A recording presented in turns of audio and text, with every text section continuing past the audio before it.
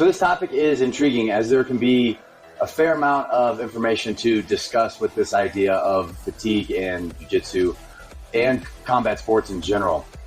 There's usually a beginning part when people partake in jiu-jitsu where it's usually in the first 6 months, year and a half, 2 years, to where people get pretty fatigued, more than usual, to the point where it becomes a conversation out on the mats. It becomes a conversation that you can see happen on Instagram videos about how people discuss how they're so tired, they're so fatigued.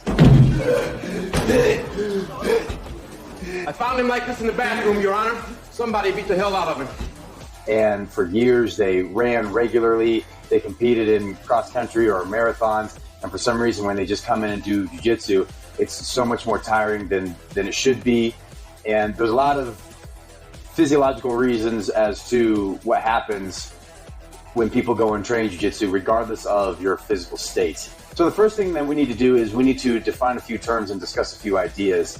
The idea of physical fitness is extremely relative.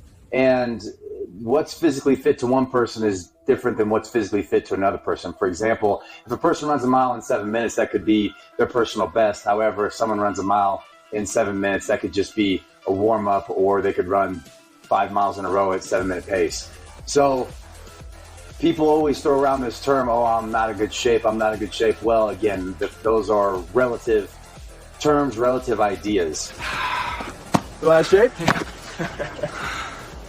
People have a tendency to come into jiu-jitsu and they think that, oh, I'm in good shape, which is true.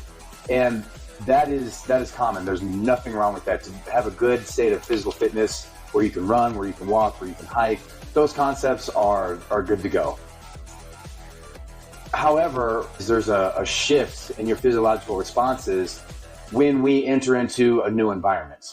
And that's where some of the misconceptions, and maybe we can use the term confusion, for lack of a better phrase, will be thrown around.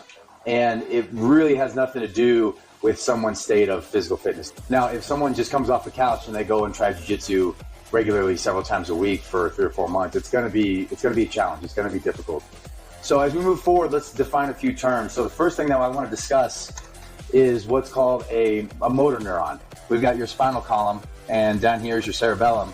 If we draw an attachment off the spine, and here's your muscle, there's usually going to be several attachments off of one of these motor neurons.